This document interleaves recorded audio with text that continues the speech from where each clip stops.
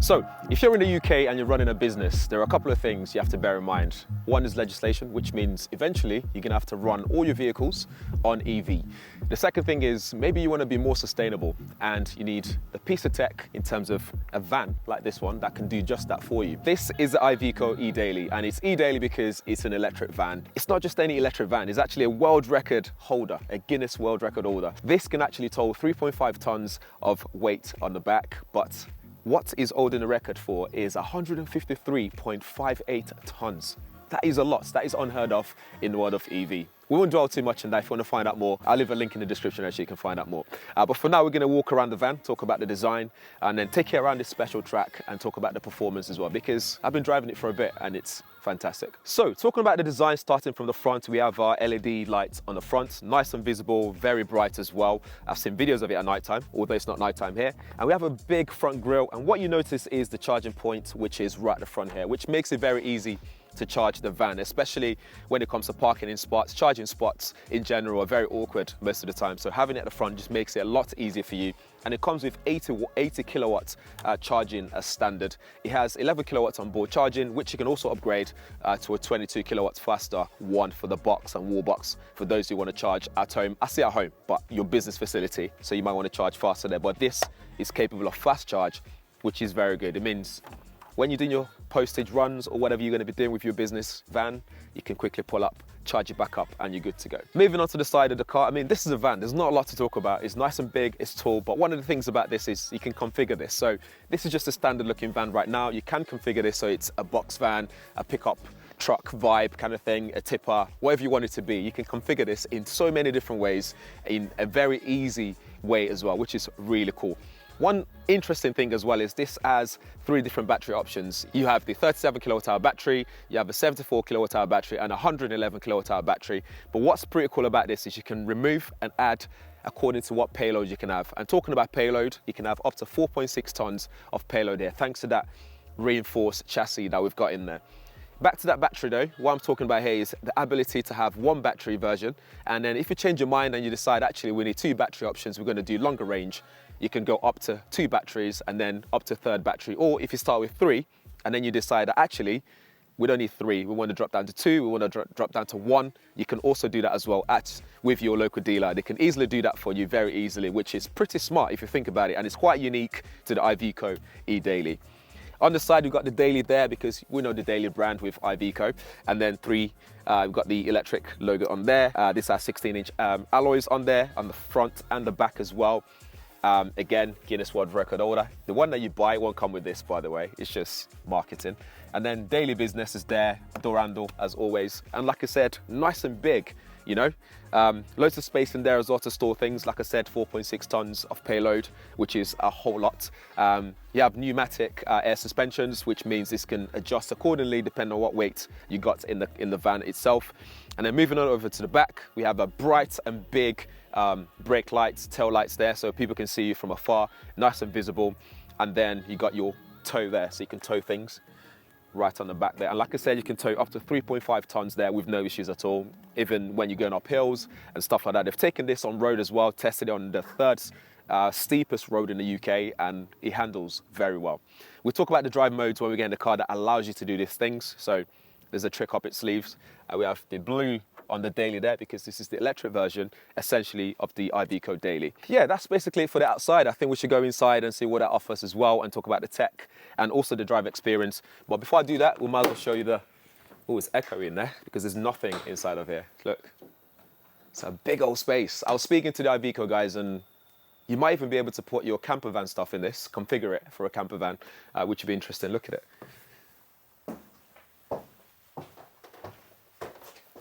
It's huge.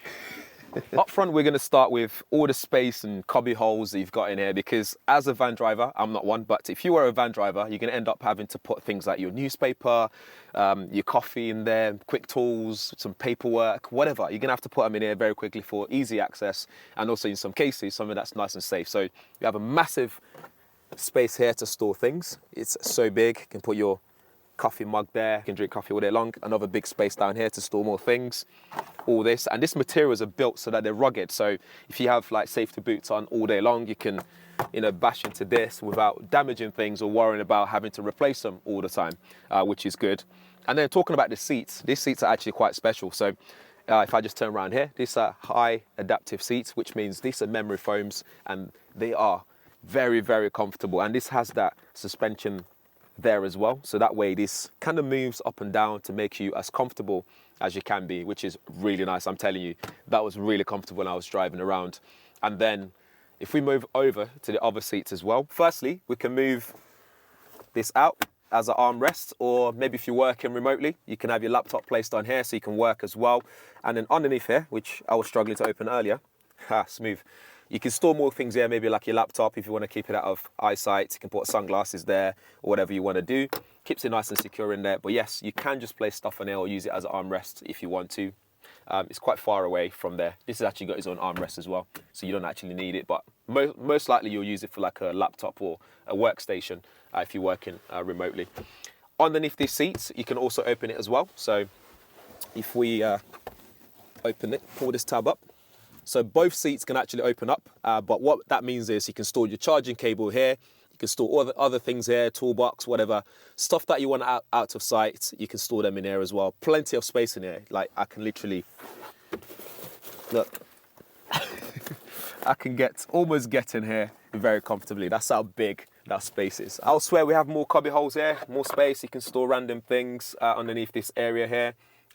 We also have 2 spaces up here. So you can flip the lid open, store things like documents and stuff like that. So again, they're out of sight, so no one can see it. And then we have 2 USB-A ports here and auxiliary ports. I haven't seen one of those in a car in a very long time now. I can't believe I'm saying that, showing my age. There's no transmission tunnel, obviously, so you can move up and down. Someone can sit in the middle comfortably well. There's no issues at all. And yeah, really, really good up here. There's even like, in terms of tech, there's Amazon Alexa kind of vibe here, this little thing. You just heard my voice saying that. So you can have it there. I can disable the audio, so you can't, the mic, so that you can't hear my voice or pick up random people. If you have kids here, they can't activate it accidentally. You have a grab handle there on both sides, so you can get in comfortably well. And that's pretty much it in terms of the space here and what you've got. Let's look at the tech. Just a bit more about the area here in general. So we have some buttons here. For example, we have this city button, which means the steering becomes extra soft when you're driving. It becomes a bit more nimble. So especially when you're going to be doing city driving, tiny roads outside of, inside of London, for example, that'll be really good for that.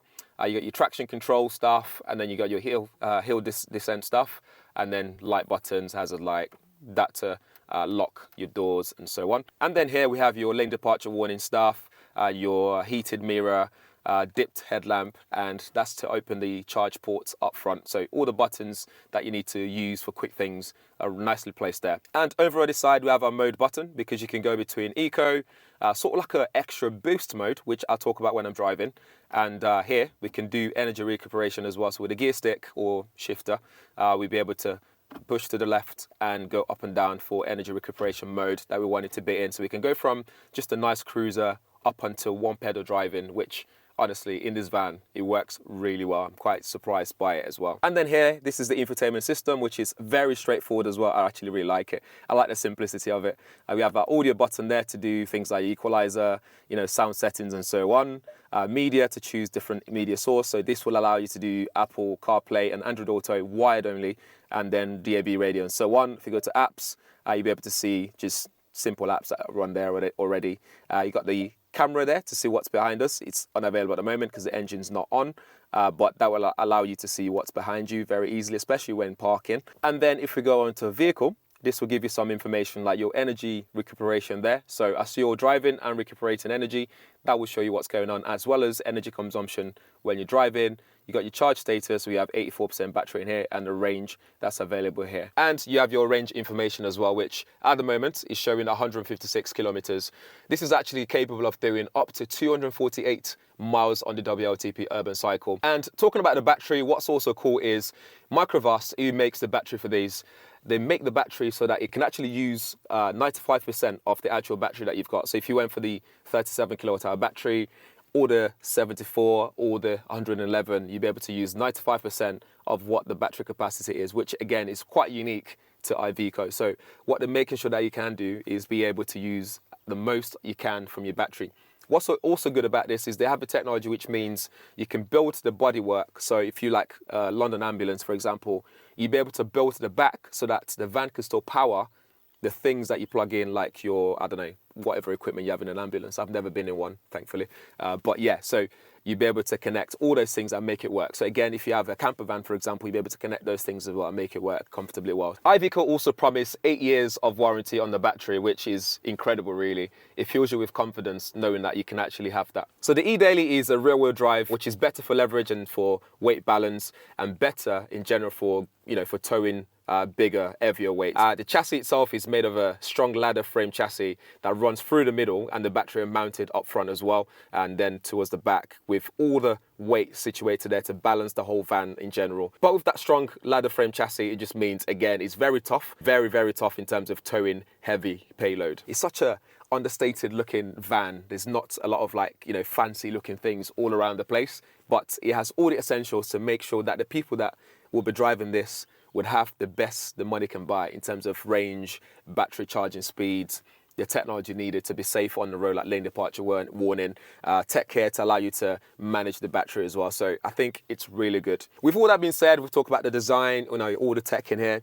The next thing to do really is to take it on road and put the driving modes to test and see how it performs on the road as well. Driving this on the road, obviously this is emission free. It's nice and quiet as well in terms of noise pollution. So when we talk about driving this in city kind of scenario, it just means that we won't have that extra noise, which is one of the reasons to get an electric van as a business owner. So a couple of things to talk about around here. We have one pedal drive and energy recuperation, which also shows us on here as I take my foot off the pedal, it tells me how much energy I'm recuperating or saving by doing so. You can also change the level by pushing the gear stick over to the side. You get a little activation thing on the dash, which you can then put it into different energy recuperation mode, which is pretty straightforward and very neat as well. Or you can just put it on, I don't want energy recuperation, turn it off. It's still going to recuperate some, it's just the strength is different in terms of one pedal driving. Other things to talk about in here, we have our drive mode, which we can go, like I said, from eco to just, that extra boost, so power mode. And with that, it gives you this extra boost for a few seconds. So you see that there's a little bar here that will go off as you're doing it. This is very important for when you're towing heavier things, for example, carrying heavier payload and you're going uphill and you need that extra power just to give you that boost. Or if it's the case that you need to move off a line, so a traffic light or roundabouts, or if you're an ambulance, for example, and you need to, jump lights and stuff like that, you'll be able to do that easily using that mode, for example, which is pretty cool. It works really well. So now I've activated hill descent here. So I'm just creeping towards this at as minimal as I can have it, and then just let go. And the car's doing its thing, is adjusting everything. It's flashing here to let me know that it's doing all the work for me. There are scenarios where you can use this. So for example, you're carrying a big load and you don't want to just run free downhill. So this just makes it nice and easy to control things. The car just does all the job for you. So it's really nice. And you can have it on all the time. You don't have to worry about turning off again, which is really cool. And then we're going to go back uphill in a second, where we're going to demo how this one works in terms of that extra boost when you go up versus having it in just like normal eco mode or whatever. So we have this super steep hill coming up here. We'll come to a standstill like so. Power mode. So the little boost is now on. It's the little bar to show me that it's ready. So now I can put my foot down and get the whole power and the torque. You can even feel the vibration.